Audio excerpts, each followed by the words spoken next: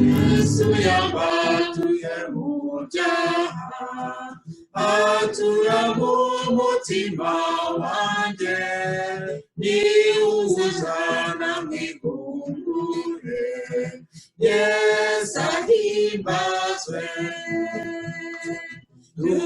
Duhimbaze izina rye, duhimbaze izina rye, yaducunguje amaraso ye, Yesu ahimbazwe.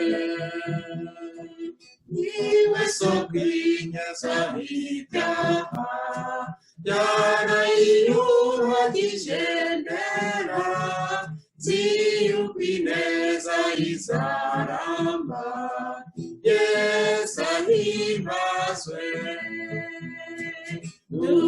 Duhimbaze izina rye, duhimbaze izina rye, yaducunguje amaraso ye, Yesu ahimbazwe.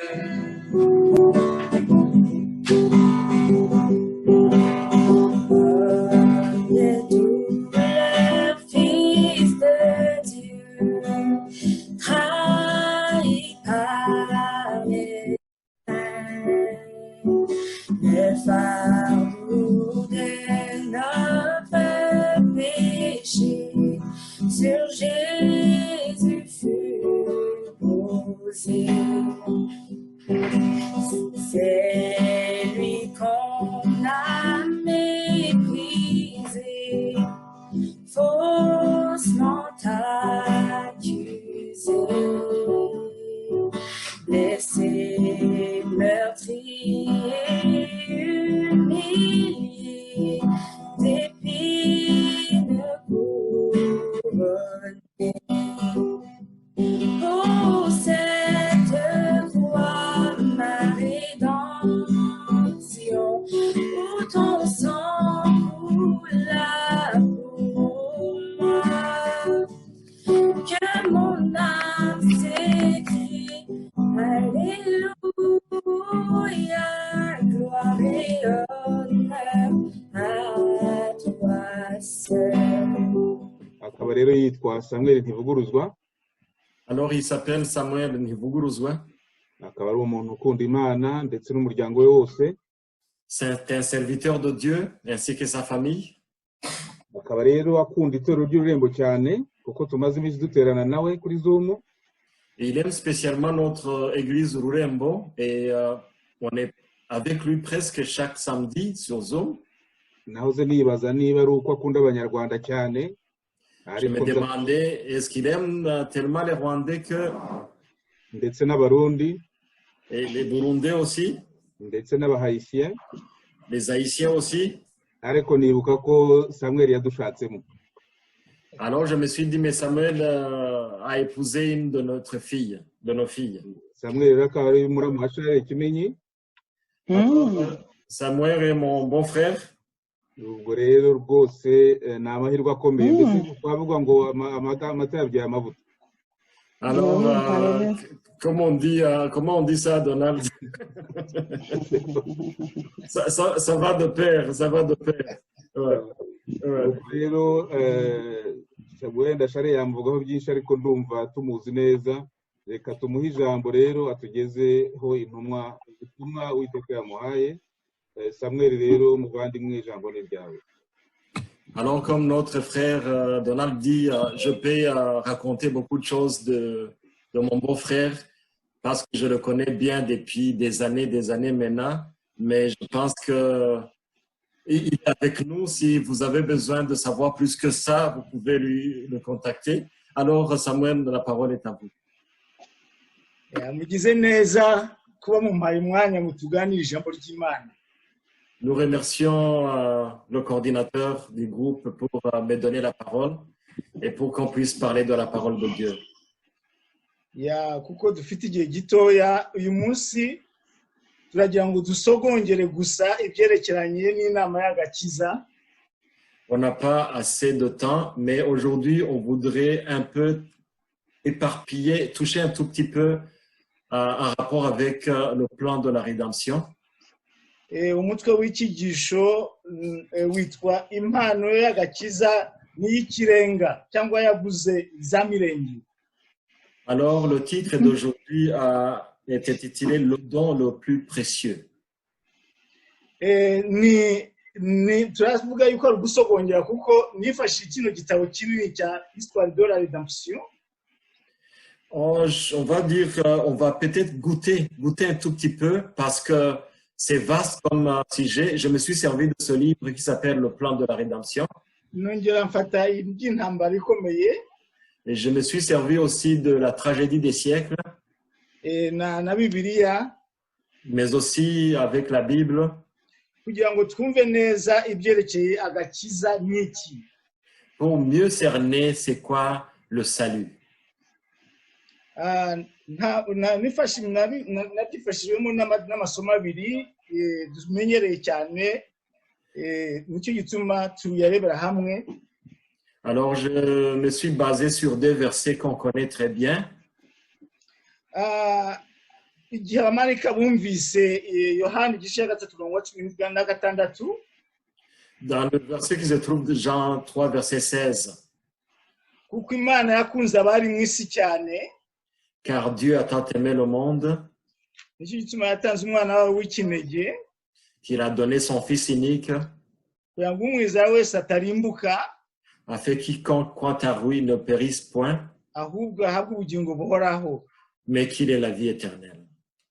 Abaroma 6:23, Dans Romains 3, verset 26, ibihembo by'ibyaha ni urupfu. le salaire du péché, c'est la mort. Abamarayika ntabwo babyumvaga niba ababyeyi bacu niba bacumuye bagomba gupfa aho kugira ngo umutware wabo nimero 2 mu ijuru ajye kumubambirwa. Les anges eux-mêmes n'ont pas compris la gravité de voir nos premiers parents entrer dans le péché. Kuko niba Adamu na Eva bari bacumuye, abamarayika bumvaga yuko ari abagaciro gakeya ku buryo bapfa basi, ariko umwana w'Imana ntajye kubapfira kuko ari w'ikirenga. Alors, Adam et Ève d'avoir péché, pour les anges, c'était pas grave. Ces gens pouvaient mourir comme ça, mais ils pouvaient pas comprendre comment le Fils de Dieu pouvait descendre, mourir pour ces gens-là. Imibare y'Imana ni complexe, irahambaye. Alors, les calculs de Dieu sont insondables. Aho ni urukundo rwayo rugaragarira, C'est là où on voit son amour. rufite uburebure burengeje n'ubugari n'ubutambike n'ubujyepfo. Son amour qu'on ne peut pas sonder. Nicyo gituma muri iyi minota tugomba kumva abamarayika igihe batumvaga icyo cyigisho Imana yakoresheje Abrahamu. Alors que même les anges ne comprenaient pas cette leçon, Dieu s'est servi d'Abraham. Abrahamu nawe ntiyabyumvaga, Imana yamushakiriza kugira ngo abyumve neza. Abraham aussi a eu la misère de comprendre cet enjeu et il lui a donné un exemple, une façon de comprendre. Yuda nawe ntabwo yabyumvise neza, ahubwo yaratakaye kuko atari yabyumvise neza. Judas n'a rien compris lui-même. Ntabwo byumvikana ko umwana w'Imana babanye imyaka 3 yamugurishije ibice 30 by'ifeza. Ayant vécu avec le Fils de l'homme pendant 3 ans, c'est incompréhensible comment Judas a pu vendre le Fils de Dieu pour 30 argent, 30, je ne sais pas comment, des sous. Ntibigutangaze, nanjye nashakishije igiciro cy'ibyo bice 30 bingana n'amadolari 2,000 gusa. No, 200 gusa. Amadolari 200 gusa.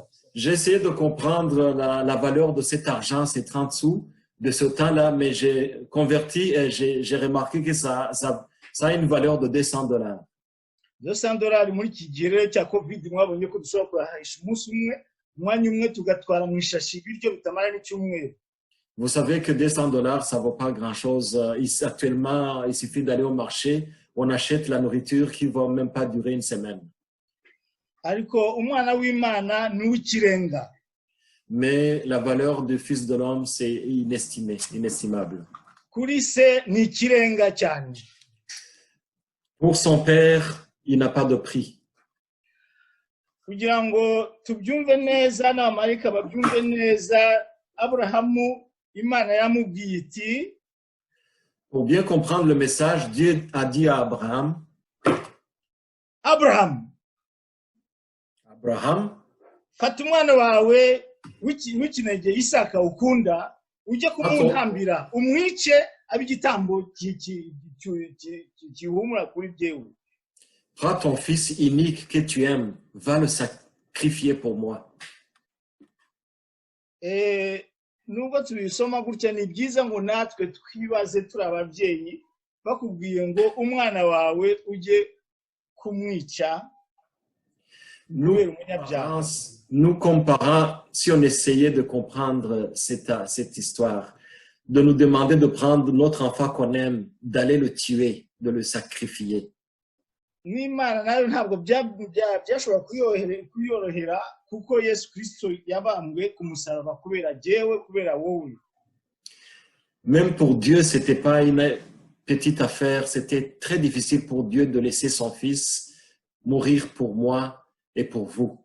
Icyo kigeragezo cyari kiremereye kuruta icya Adamu na Eva. C'était un grand test, même plus grand que Adam et Ève d'avoir péché. Kuko bo nibo bakoze icyaha cya mbere cyo kugira ngo bargitunda, maze ribavane mu murima w'amatunda.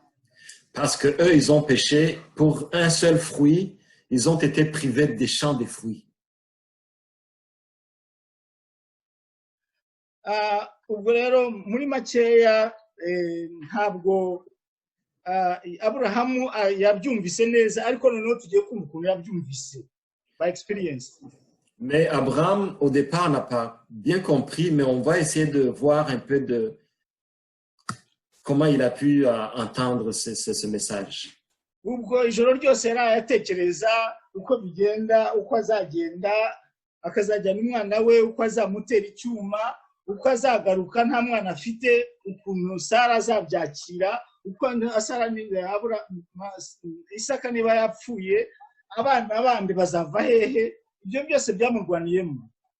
Alors c'était tout un dilemme pour Abraham. Il n'a pas dormi toute la nuit. Il se demandait comment il allait faire, comment il allait tuer son enfant, mais qu'est-ce qu'il va dire à sa femme, parce qu'il ne lui avait dit ça, il ne lui avait pas dit ça avant. Twihuse mu gitekerezo, Aburahamu umwana yaramubajije bageze ku musozi wa Moriya, ati data ko mbona nta ntama biragenda gute?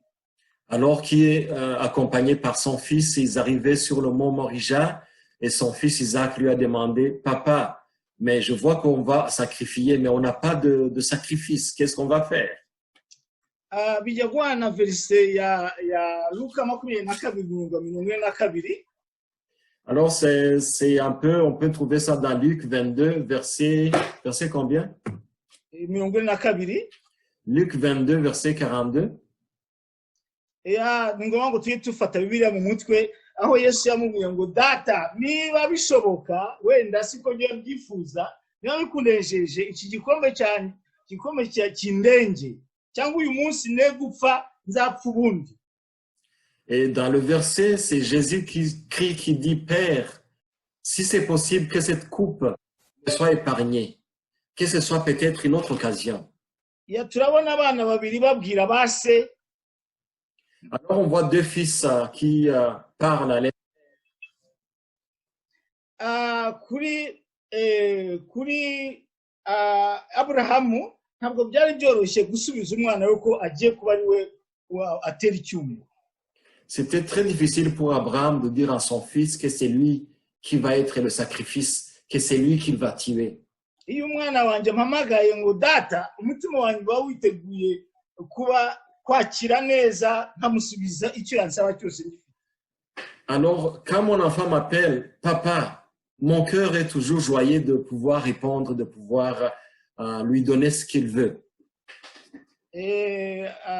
Aburahamu yatanze igisubizo igisubizo cy'ubwenge yavuze ngo imana iraza gushaka igitambo. Alors, Abraham a pris le temps de répondre et il a dit, ah, c'est Dieu qui va se chercher son sacrifice. Ntabwo yabeshye kuko hano muri iki gitabo batubwira ko yari azi ko umwana we napfa imana izamuzura nta kibazo porogaramu ikazakomeza. Alors, pour Abraham, il n'a pas menti. Et au fond de lui, il pensait que même si son fils allait mourir, Dieu allait lui donner un autre. Et que ce plan qu'il avait de pouvoir avoir beaucoup d'enfants dans le monde pourra se continuer. Umwana we rero bageze aho agomba kumutera icyuma, bari bubaka igicaniro, bigeraho amubwira ati mwana wanjye rero ni wowe gitambo uyu munsi. Alors qu'ils étaient sur le sommet de la montagne, ils ont construit l'autel, ils ont mis le bois là-dessus, et par après Abraham a dit à son fils, c'est toi qui vas être le sacrifice. Iyo dusoma igihe twihuta ari wowe babwiye ngo bagiye kugutera icyuma, wowe wabigenza ute? Souvent, quand nous lisons cette histoire, on passe vite et puis on sort par après. Mais si c'était moi, on me dit on va me sacrifier, qu'est-ce que je vais faire? Mais ni byiza ko hano muri igitekerezo Abrahamu yari yarayigisha umwana we neza ibyerekeranye inama y'agakiza, umwana yabyumva neza ko ari we giye kuba igitambo. On voit que Isaac avait bien appris de son père. Son papa lui avait donné tout le temps des enseignements du plan de salut. Alors, il a compris que c'est peut-être lui qui allait être le sacrifice. Ndibaza ko tugira umwanya uhagije kubwira abana bacu mu nzu tubamo ibyerekeye n'agakiza. Prenons assez de temps pour expliquer à nos enfants c'est quoi le plan de la rédemption. Iyaba ari w'iki gihe yashobora gusimbuka kuko ari umusore w'intera w'injege agatera ise itarasi akigendera. Imaginez-vous un enfant de ce temps, un enfant actuel. On le met sur le bûcher, on va le sacrifier. On pense qu'il va sauter, il va frapper son père et il va partir parce qu'ils sont costauds, ils sont forts. Ariko Isaka suko yabigenje. Mais Isaac n'a pas fait de cette façon. Aho tubona icyigisho cyiza ko uyu mwana wize neza arangwa no kumvira rwose. Alors un enfant qui a bien appris les leçons de ses parents, il est toujours obéissant. Bana bacu bakurikira kino cyigisho muri ese muzi itegeko rya gatanu. Et à tous les jeunes, à tous les enfants qui sont sur ce groupe, qui écoutaient, connaissez-vous le 5e commandement? Ndibaza ko bakeya bazamura intoki zabo nkareba ko babizi abangaba barizi. Alors s'il y a des jeunes parmi nous, alors montez vos mains, comme ça il va voir qu'il y a des gens qui connaissent ce commandement. Voilà, il y a des jeunes qui ont compris. Imana ibahire. Que Dieu vous bénisse. Kuko Imana yavuze ko niba ushaka wubahe so na nyoko kugira ngo uramire mu gihugu Uwiteka Imana yawe iguhe. Honore ton père et ta mère pour vivre dans le pays que l'Éternel va te donner. Niki gituma Yesu nawe ababonye ko mu nama y'agakiza yuko umuntu azacumura yiyemeje gufata iya mbere ngo nijewe uzamucungura. Alors dans le plan de salut, on sait que Jésus c'est lui qui a pris le premier plan parce qu'il savait qu'il allait sauver l'humanité, l'homme qui avait péché. Niki gituma umunsi turirimba twaririmbye ngo naguzwa amaraso y'intama. C'est dans le chant qu'on a chanté aujourd'hui, on a été sauvé par le sang de l'agneau. N'amaraso y'igiciro kirekire cyane. C'est un sang qui n'a pas de prix. Ariko se twaba tutayagurisha amadolari 200 gusa mu mibereho yacu. Avons-nous vendu ça pour $200 seulement? Byaba bibabaje cyane. Ça serait très triste.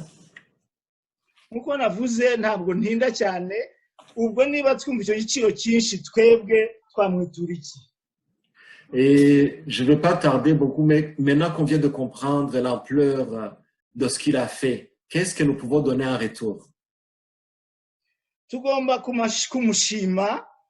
D'abord, c'est le remercier tukamushimisha pour le rendre heureux, maze tukamuririmbira. chanter, donner gloire à notre Seigneur. Mu cyongereza bavuga ngo buri munsi inyoni yose iraririmba kuko ifite indirimbo yatoranijwe ku Mana yayo ikibirinda. On dit que les oiseaux chantent chaque jour parce qu'ils ont des chants pour glorifier leur Créateur. Ariko iwawe mu gitondo uraririmba. Mais nous, est-ce que le matin on chante? Est-ce que nimugoroba uraririmba? Est-ce que le soir on chante? Est-ce que turiga cyangwa dusoma isomo buri munsi mu gitondo na nimugoroba? Après nous, est-ce que prenons le temps de lire la Bible chaque jour, matin au soir? Ese mbajije umwana wawe akambwira indirimbo muririmba kenshi bayayimbwira? Et si je demandais à ton enfant, c'est quel est le chant que vous chantez, que vous aimez, que vous chantez chaque jour? Est-ce qu'il va... Mubwiye ngo asenge se yasenga? Est-ce que si je lui demande de prier, il va le faire? Umubyeyi Yesu yavuze ko hari umuntu mu rusengero wicara gusa ntasenge, ntaririmbe, ntavuga isomo, ubwo se uwo muntu ni umuntu? Notre sœur Restituta, pendant l'école du sabbat, nous a dit que dans l'église, on trouve des gens qui ne chantent pas, qui ne prient pas, qui ne lisent pas les versets. Mais qu'est-ce qu'ils font là? Yesu Kristo yatukoreye byiza, ikintu iyo umuntu akugiye neza uramwirahira. Dieu a fait des merveilles pour nous, si bien qu'on peut trouver toujours des éloges à lui donner. Ashaka ko tumubwira amagambo cyangwa tukamuzamura mu magambo yacu igihe cyose tuganira na bagenzi bacu.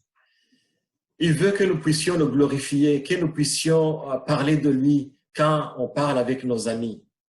Kandi imitima yacu ikabiteka iri mu kuby'ijuru. Et que nos cœurs toujours soient orientés vers les choses du ciel. Umuntu agomba kutaka iby'ijuru ari uko azi ibizaba mu ijuru. Alors, on ne peut pas raconter les choses du ciel tant qu'on les... Turagira ngo twibukiranye yuko Imana itubikiye ingororano y'igitangaza mu bwami bw'ijuru. Rappelons-nous qu'il y a un don très précieux qui nous est réservé dans notre royaume, dans le royaume des cieux. Irenze y'amadolari 300. Un don qui dépasse ces 300 ou 200 $. Kuko ibyahishuwe 22:12 dans Apocalypse 22, verset 12, atubwira ngo dore ndaza vuba kandi nzagorora umuntu wese nkurikije ibyo yakoze. voici je vais bientôt et je vais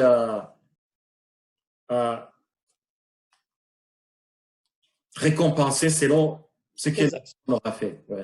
Je vais donner des récompenses en fonction de ce qu'on aura fait.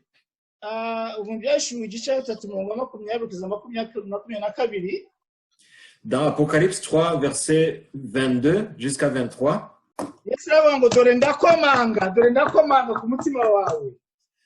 le verset dit, voici je frappe à ton cœur.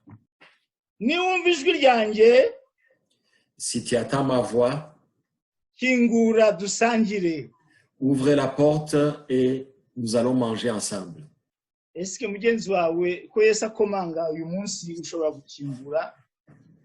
Chers frères et sœurs, Jésus est en train de frapper dans nos cœurs.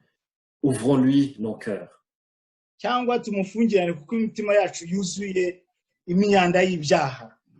Ou bien on lui refuse d'entrer parce que nos cœurs est rempli de péchés. Il y a des péchés que nous faisons en cachette, lesquels vont nous priver d'entrer dans le royaume de Dieu. On est bien dans le péché, on fait ce qu'il fait, mais Dieu voit tout.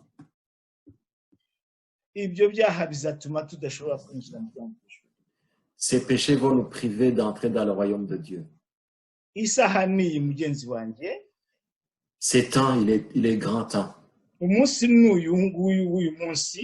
C'est aujourd'hui qu'ils font.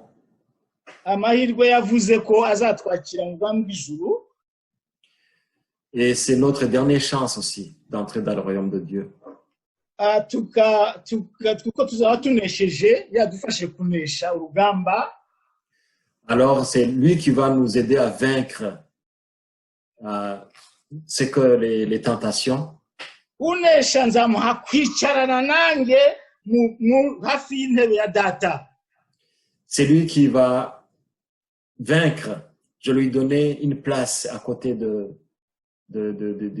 mon père. Mugenzi wanjye ndagusabira ngo ayo mahirwe kujye guhera uyu munsi dushobore kwemaranira ijuru riraharanirwa. C'est mon souhait pour vous, chers amis, parce que pour entrer au ciel, ça se mérite. Amen. Amen. Amen. Amen.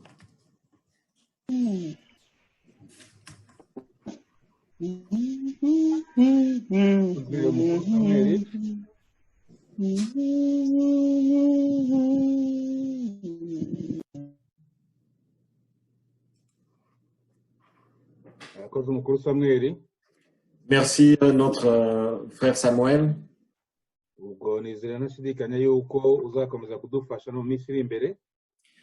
Nous espérons que tu vas toujours être là pour nous aider. Et nous donner une bonne parole comme tu viens de le faire aujourd'hui.